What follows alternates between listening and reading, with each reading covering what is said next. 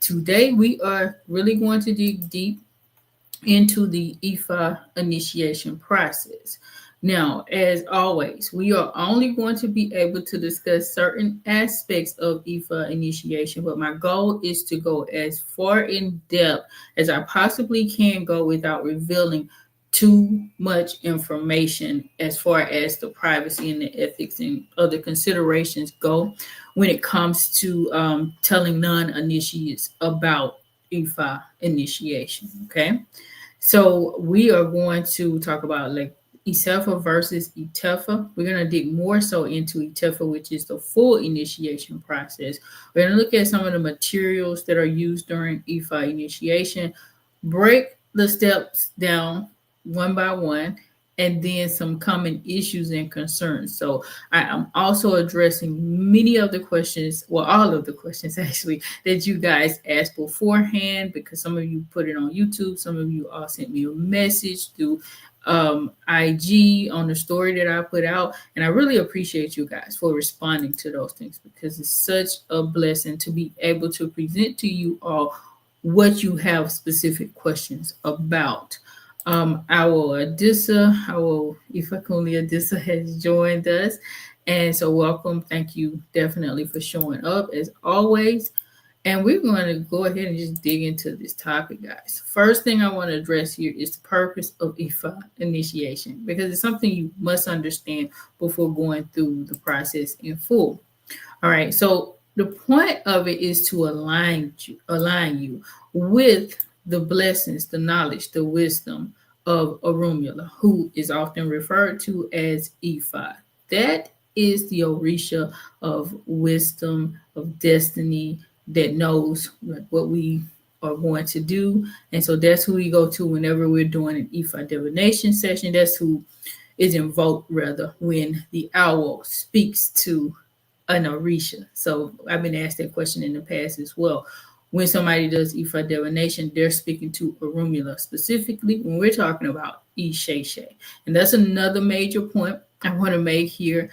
The initiation process that we are going through is about the Isheshe, the tradition out of Nigeria, not the Lukumi, the Santeria, and all of the other derivatives that come from elsewhere. Okay.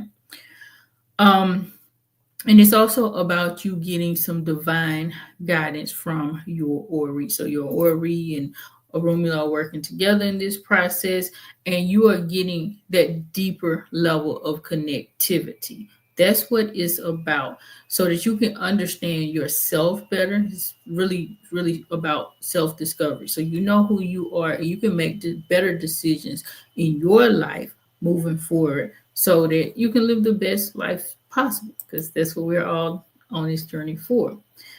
Um, so you may be ready for either stage of initiation if you feel a strong pull towards Ifa. So a lot of people start to study and connect with Ifa really early on in their journey, well before they do get initiated, which is what I suggest. In most instances, there are some cases, as I've talked about before in the past, where you may need to go ahead and take that journey earlier on, but this is not going to be the case for everybody, okay? Because at the end of the day, a major part of being ready for IFA initiation is your willingness to commit to that transformation and spiritual discipline that comes along with it. Because initiation is about learning more about your destiny.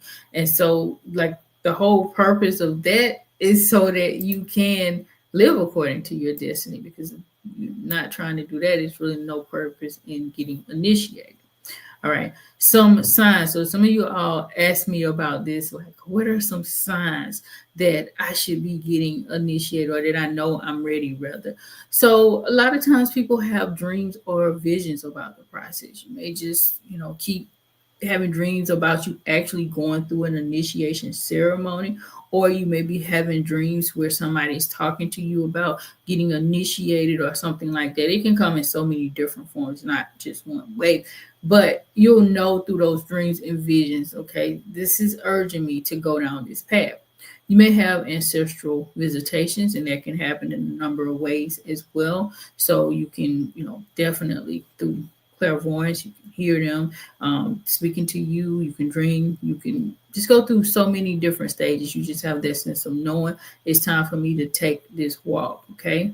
Or you just kind of have this unexplained pull towards the Yoruba culture, the Yoruba tradition. You just want to know more about it, and you feel like you're really, really called to go down that path. And of course, confirmation can definitely come through divination, right? But I always say, exercise wisdom when it comes to that step, because it can easily come up in a reading that you should be initiated into Ifa. That doesn't mean that that has to occur right away, though. So be careful there. For some people, it is definitely more so urgent than it is for other people to take that step. But if it's not urgent for you, just because it comes up doesn't mean it is something that you have to do like right then and there, right? The next week you need to be packed up and headed to Nigeria. That's not usually the case. So I got to come in here. I know people that have an Orisha and mediums but aren't technically initiated. Can you explain this? Maybe if you're referring to they have Orisha pots, so you could absolutely work with Orisha pots before you get initiated. You can receive the hand of Ifa, which I'm going to talk about now, before you go through full on Ìtẹfá. And that can actually happen with any Orisha. You can go and get, Eshu Icon, Ogun, Oshun, whomever that you're working with, and not go through that whole process, that ceremonial process that's going to give you that deeper level of connectivity to that particular Orisha. As far as mediumship is concerned, I mean, you can be a medium without even dealing with Ifa. Mediumship is like that psychic ability to be able to divine or interpret spiritual messages at a really, really high level for yourself or other people. So that doesn't have anything to do with Ifa in and of itself specifically. Okay. Oftentimes people do come to the initiation process when they're dealing with like really serious life disruptions or challenges or things like that that are pushing them towards Ifa.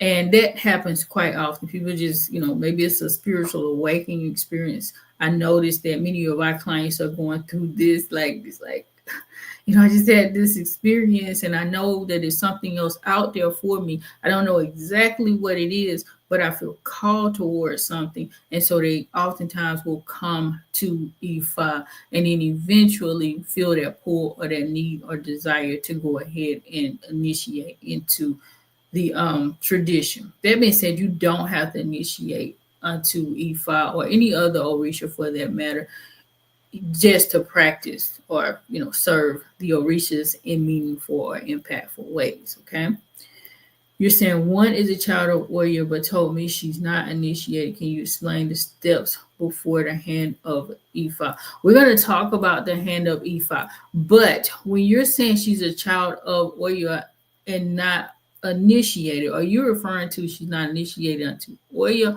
or unto Ifa? Because these are two different things. So you can be initiated onto another Orisha because Ifa or Orunmila is an Orisha as well. So you can be initiated onto Oya. You can also be initiated onto Ifa in Isheshe. Again, like I know in Lukumi, people go and they get multiple Orishas during their first process. I don't even think Ifa is part of the traditional ceremony when it comes to Lukumi. I think it's the warriors that people normally go and initiate onto. Okay. So we're gonna try to get to that. I'm gonna definitely try to answer your questions about like this, because actually this is the next section, is receiving the hand of Ifa and the different tiers. So there are two different tiers. Yeah, I figured it was a Lukumi tradition. Because theirs is different and I cannot explain it to you. I do have planned though for this upcoming Friday to do a live with a Lukumi priestess, and she's going to dig into their process. But leukemia, Ishe processes are very different. Ifa initiation in the traditional Ishe practice is initiating unto Orumula and Orumula alone. It is not a collection of different Orishas that you're going to initiate unto at one time. Okay. So let's look at this. As far as the hand of Ifa, which is referred to as Ìtẹfá, this is considered to be the first step. This is when you actually receive the hand of Ifa, which is a set of Akin, whereby in a pot, it should come with a pot, as I said before. If you want more insight about like what that should look like, definitely check out an episode that we did, a live that we did a few weeks back when I talked about the pots and the icons and what you should have.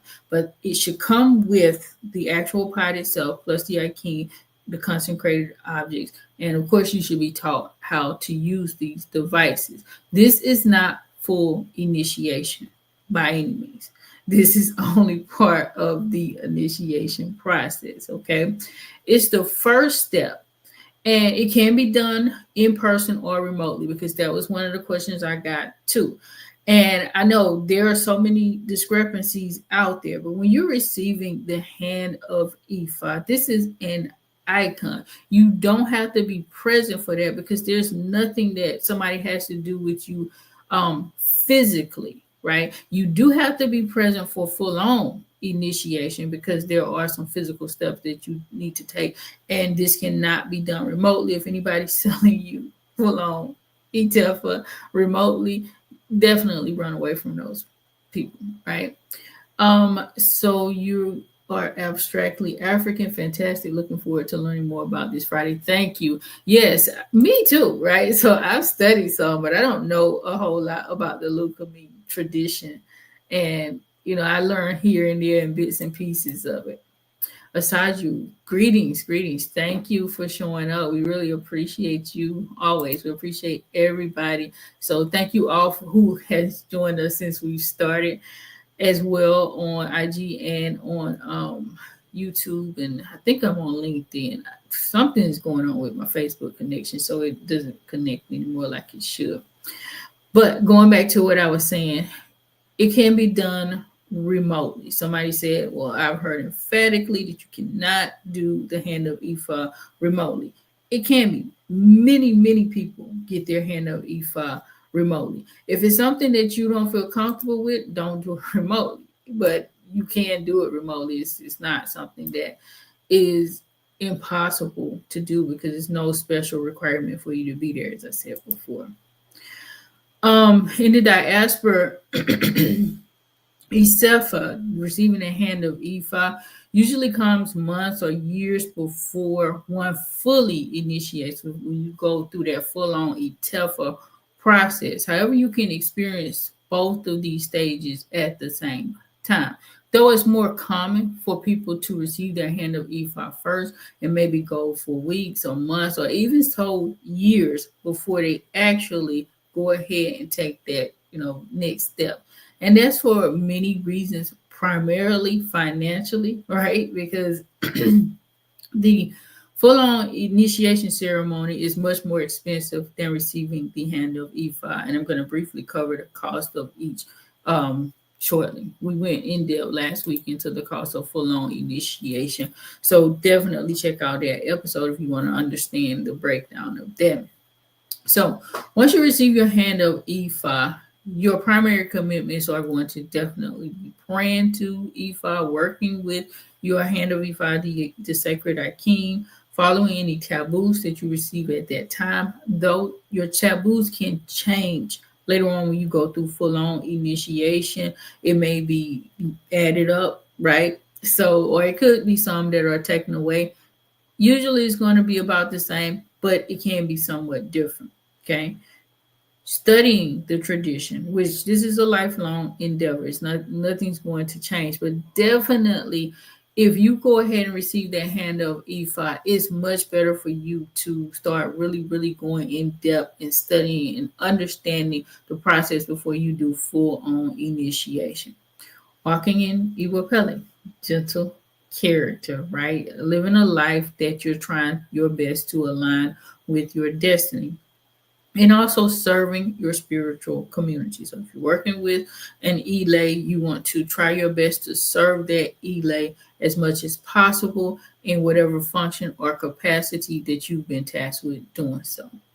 All right. So quick, just breakdown of the cost for the hand of Ifa. It can range considerably, as can Ìtẹfá.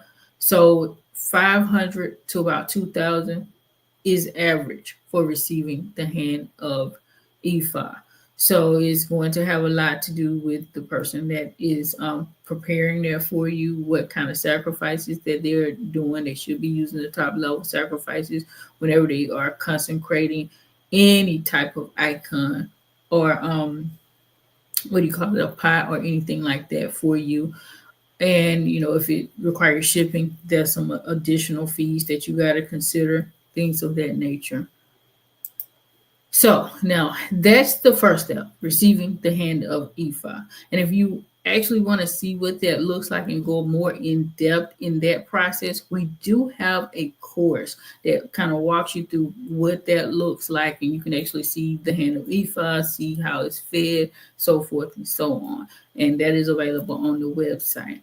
Now, we're going to dig into the full initiation process, kind of getting an overstanding of the process itself. So, Ìtẹfá, that's full initiation step where an individual is going to receive their personal Odu. That's the primary purpose of it. Your personal Odu is going to be the information that you need to understand your destiny in more depth. You're going to get your taboos and other things that I mentioned, and I'll talk about in a little bit as well. As I said before, this has to be done in person.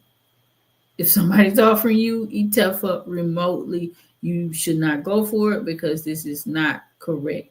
It can last anywhere from 3 to 21 days. However, typically 3 to 10 days is the norm.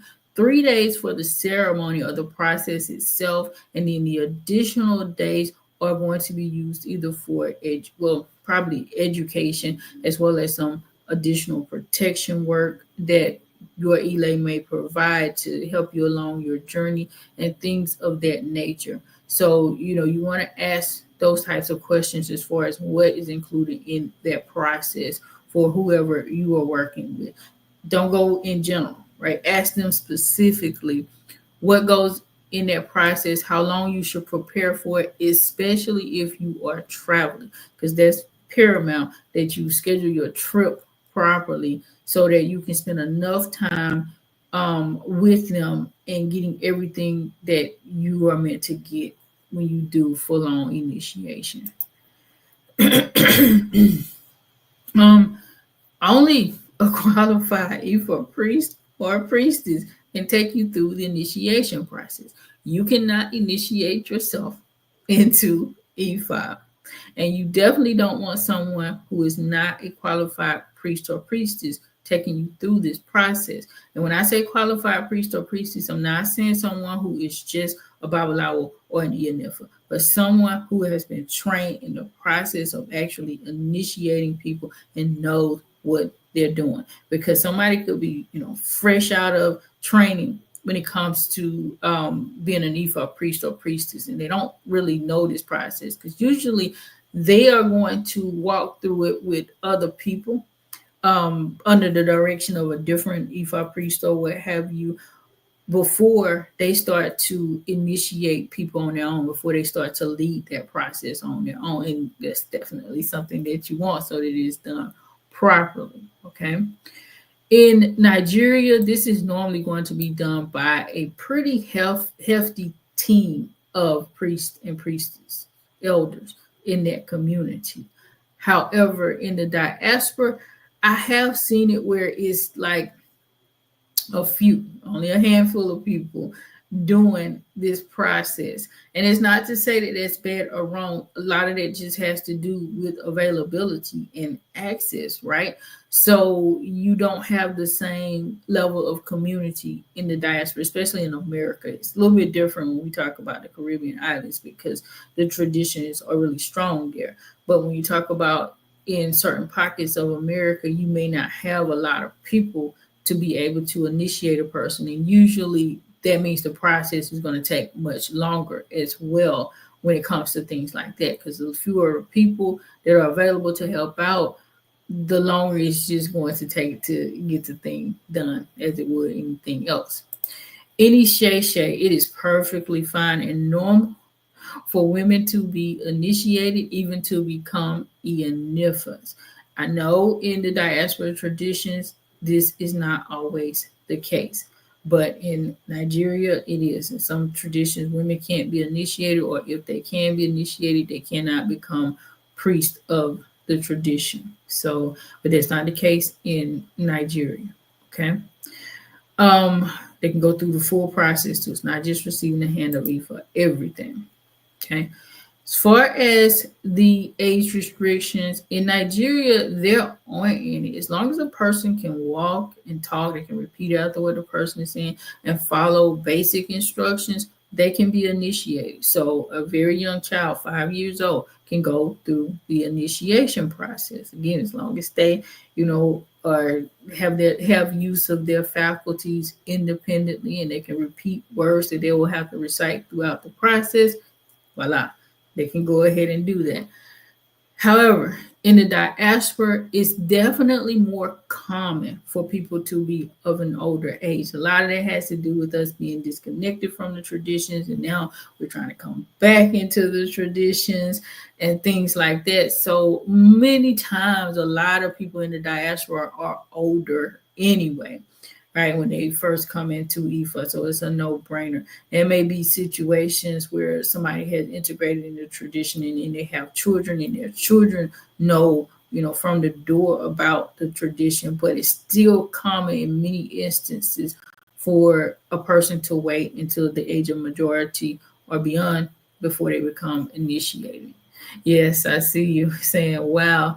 Yeah, it's that young because too, you got to remember in Nigeria, they're coming from generational practitioners. So, it's just like us, coming out and going to church, right? You came out in a family that practices Christianity. So as soon as you, was able to come out of the house, you was probably sitting at a church or something, right? And so you learn a lot of the mannerisms and things of that nature connected to whatever spiritual tradition that your family practiced. So it's pretty straightforward versus somebody who is coming into the tradition and they have no idea about what's going on in it.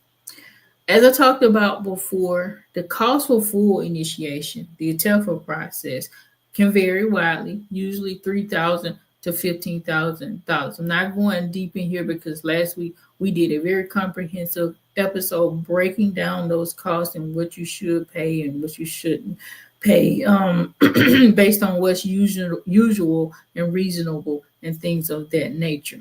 Okay.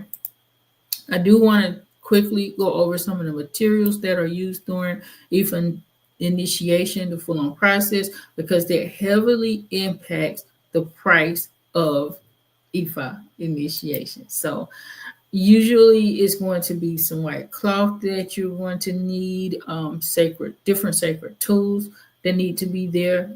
Animals, huge part of the process, as I said before, that's going to be the most expensive element in and of itself. Cola nuts, herbs, water, different types of offerings, etc. So you're using a whole lot of materials when it comes to Ifa initiation, the full-on process. Most of the time, the priest or the priest is going to prepare these items beforehand, right? And so because of that, you're going to be required to either pay in full beforehand or a deposit, maybe a third of the deposit, half of the deposit, just depending on that elay and how they do things, because they have to get a lot of things set up so that by the time you get there to the process, to the ceremony or what have you, it needs to be set up already, right? They're not gonna wait. It's not like you're gonna come and then you give them the money, because it could take days, it could take weeks in some cases to get certain types of materials that are needed for it.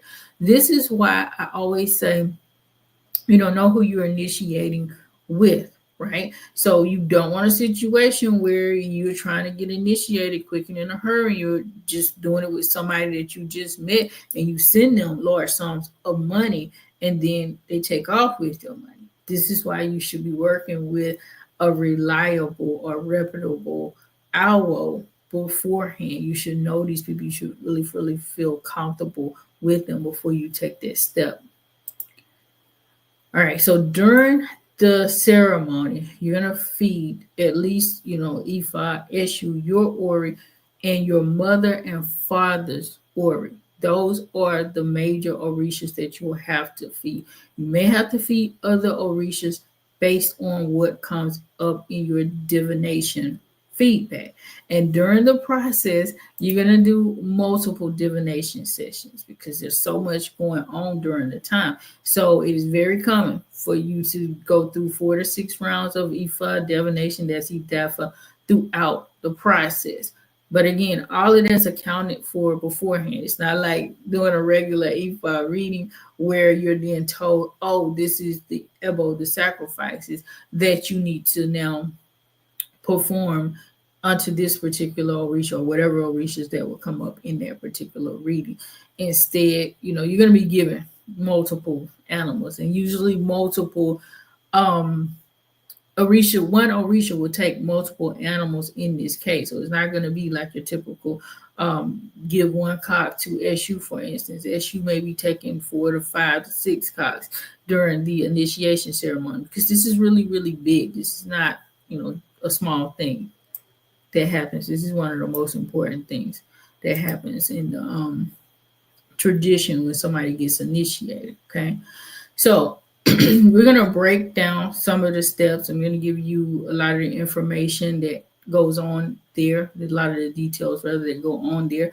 However, as I said before, I can't give you everything because certain steps you can't even talk about once you go through. You cannot reveal certain things. Okay, this is based on a standard 3-day process, though. As I said before, it can last longer. Usually, it takes 3 days for the ceremony itself, but it could also,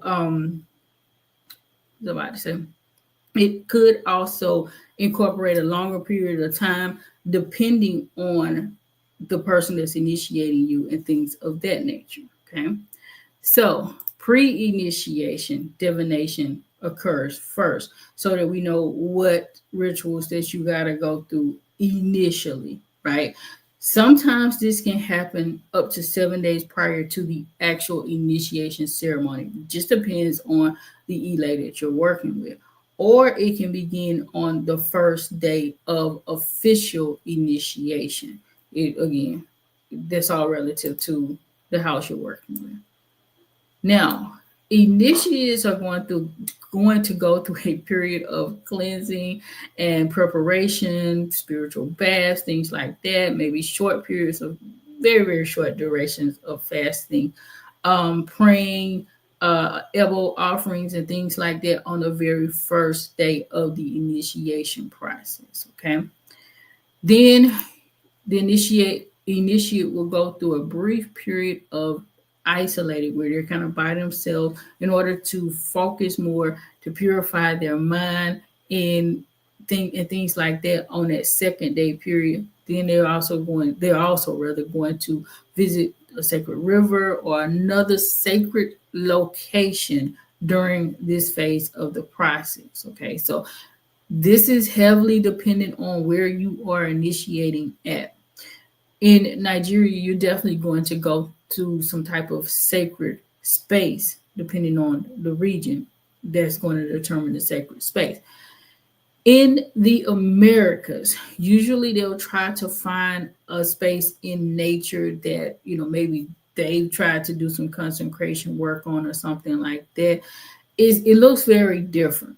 All right. Oftentimes in the States, unless they are in an area that is specifically um conducive, I should say, to working with the Ifa tradition. So if you're like in Oyotunji, where is it? Is it South Carolina or North Carolina? I forget which state, but it's somewhere over there where there's a village that's reserved just for practitioners of the Ifa tradition. If somebody knows about it, tell me which state it is in.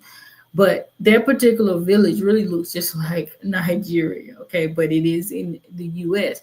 That's a reserved region. Most people don't have that. So that is something to consider as well when you're like deciding whether you want to initiate here in America or somewhere else abroad. So like you may be in the UK or Canada or something like that.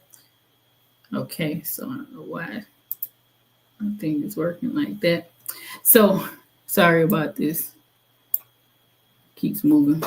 Cursor keeps moving. So after you go through that process, you're actually going to go into like a sacred space or something of that nature. I was here.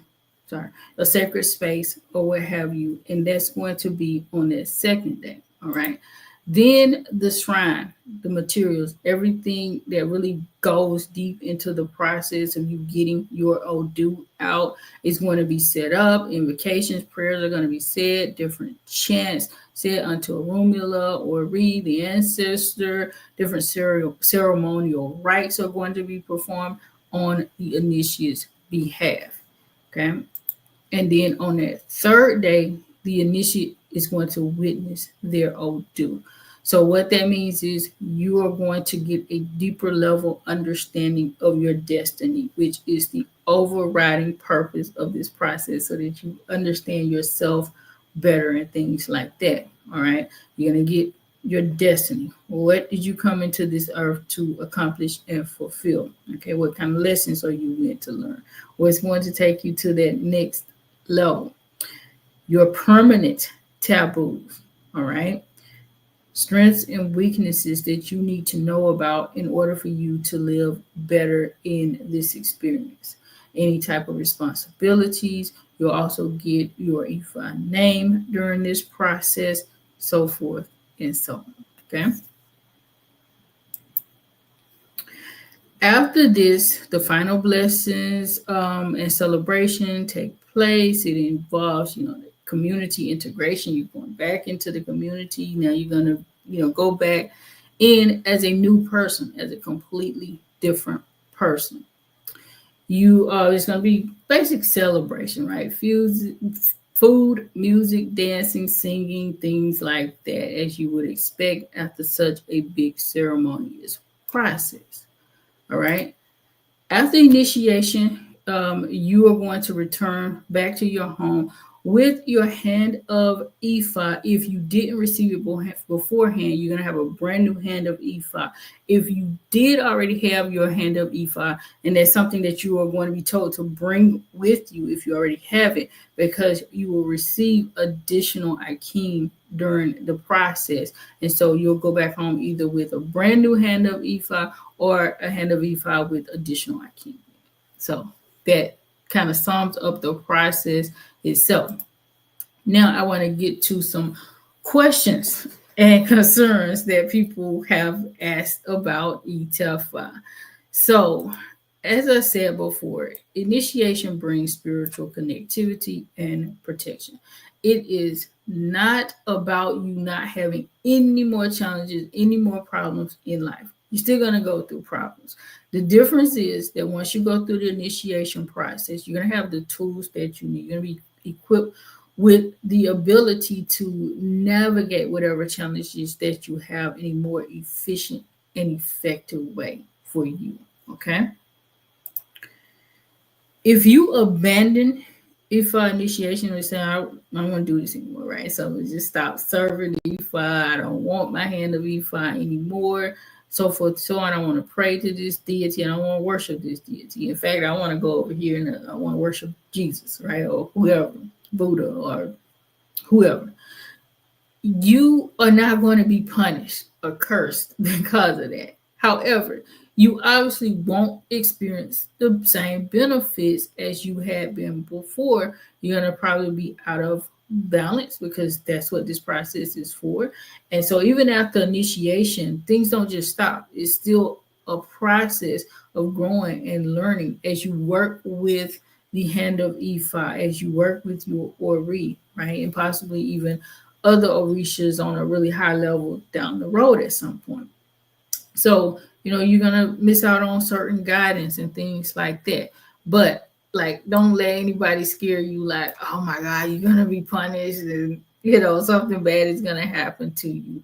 That is not the case. Now, yeah, you probably will experience more hardships just because you're not working with that energy to help you to navigate your life in a more efficient, prosperous, beneficial way. But that's on you. It's not like you're being punished. Okay. Um, you can't initiate unto other Orisha after you have completed the entire Ìtẹfá process. Okay. It is not the same as the Lukumi tradition where you go in and you're initiating unto multiple Orisha at once. You're only initiating unto Orunmila during Ifa initiation. Okay, and that process needs to be completed. Now, it may be some scenarios where you want to go ahead and initiate to maybe your head Orisha and your Egbe group or something like that, especially if you're traveling to Nigeria. So maybe you don't want to keep going back and forth, back and forth. So what will happen in that case is, again, you're going to finish off that full process first. So if it's 10 days, you're going to finish off and complete the 10 days with your Ifa initiation, and then possibly on the 11th day, which I wouldn't necessarily suggest you go right in, but the people that you're working with will direct you on this. So maybe you'll take a day or two to rest, and then after that, you can go ahead and start with another initiation process. But in Ifa, you don't do that collective Orisha initiation as you do in Lukumi and some other traditions. Initiates you must shave your hair, right? I got this question a few times as well. Yes, it is a requirement in Isheshe. That's the tradition out of Nigeria. In the modern day world, some people in the diaspora don't really enforce this tightly unless it comes up in a divination session. It says, yes, you must shave your hair. Understand what this process is about. And I know it can be difficult, especially for ladies, but even some men who really cherish their hair and they wear it long and things like that. Well, when you are shaving off your hair, that is a symbol for a rebirth process, right? Because our hair holds lots of memory, lots of information. So this is one of the reasons why when you see a people group that's conquered, one of the first things that their conquerors do is shave their hair off. Why? Because they are erasing the old way of thinking. They're erasing their old memory from them. All right, because now they're finna put something new inside of them. So as their hair grows out after that process, then the new information is going to live and sit here in order. That doesn't mean, obviously, that you're going to forget everything that you once knew. However, there is a very effective way of releasing the past. So even if you have gone through a really traumatic experience, for instance, in life, and you want to try to forget it and leave it behind, shaving your hair or at least cutting it off is a great way to do that. This is why you go through that process. That's the traditional way. That's the authentic way. Again, you may be able to deal with somebody in the diaspora who is okay with you not doing it. The choice is on you as far as what you want to do there. White is going to be typically worn throughout the initiation process, those 3 days, like you're going to be wearing white here and there. But after the initiation, you're going to wear your regular clothing, right? Isheshe, again, not talking about Lukumi. Because what happens in Lukumi, what I've heard, what I've been told, is that people do have to wear white for a year after they initiate. That is not Ishe practice. Okay, that is the diaspora practices. So you are saying, show you, showed you, that's also the first thing they do in the military and prison. Absolutely, perfect examples.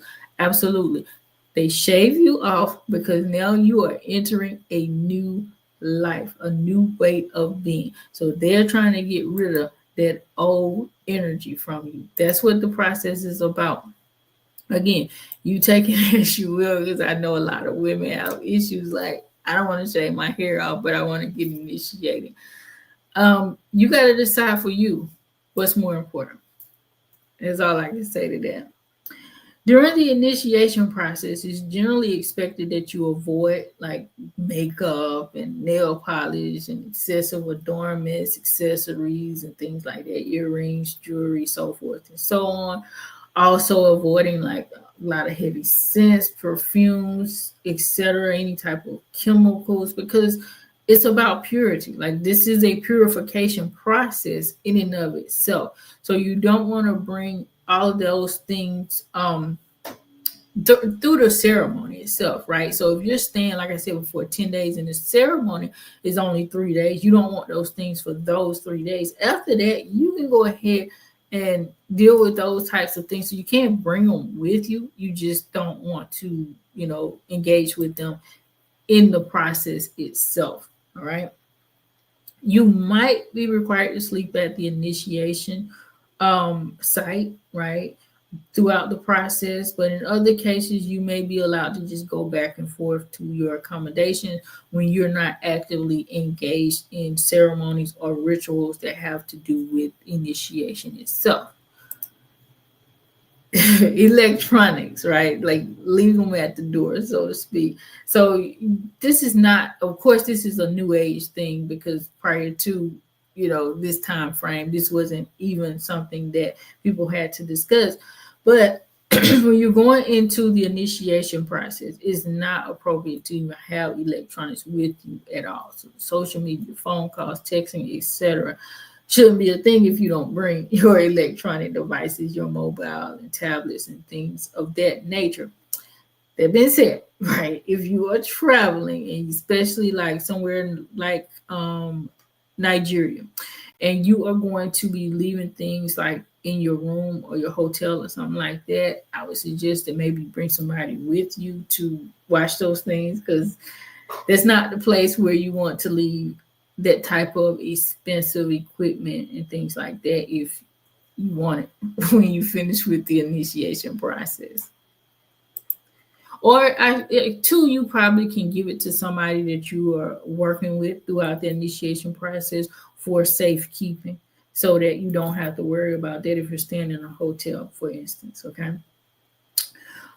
Some fasting, small fasting, it's not like really prolonged or heavy fasting, or food restrictions may be required shortly before or during the initiation process. And in general, just try to eat clean foods, things that are not chemically processed, natural things, especially, right before you do initiation, during the process, and the process itself, rather, and then shortly thereafter, because you're going through, again, a purification process. So if you're going through purification, you also want your body to be as clean as possible.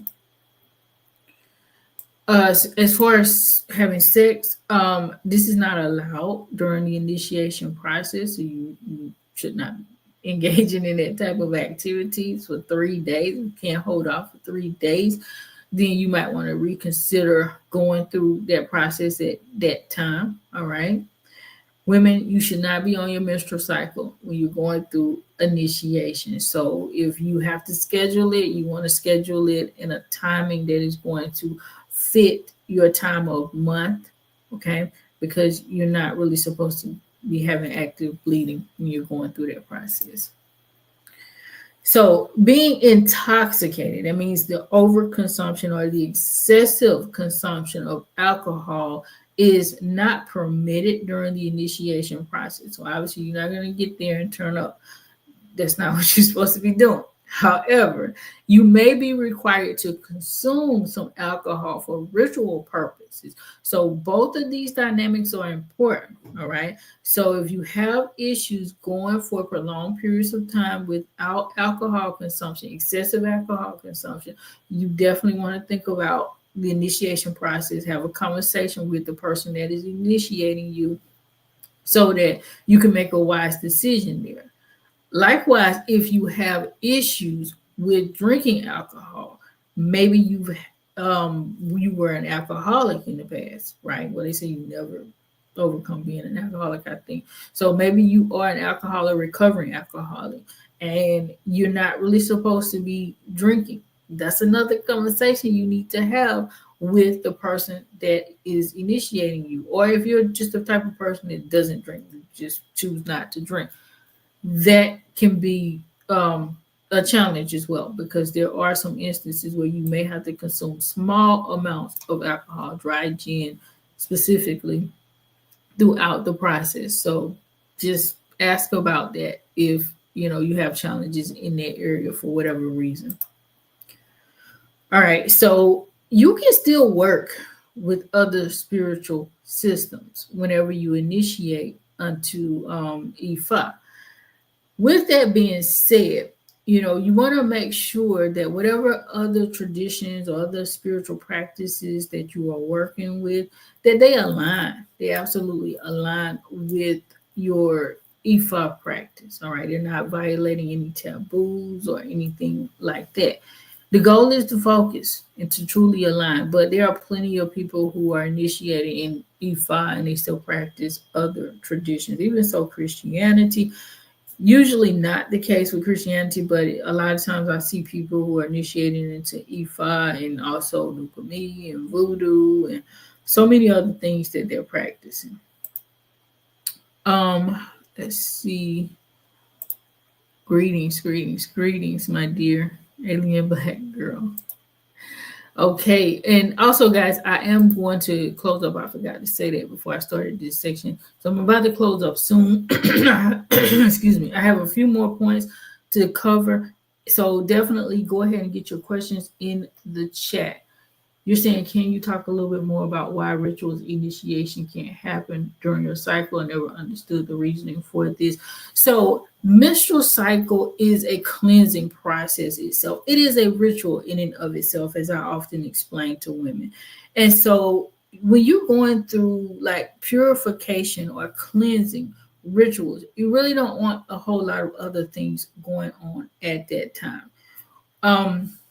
That's occurring in our womb, right? As females, and your womb, that's like going to be the seat of a lot of spiritual knowledge. That's a portal. Your womb is a portal.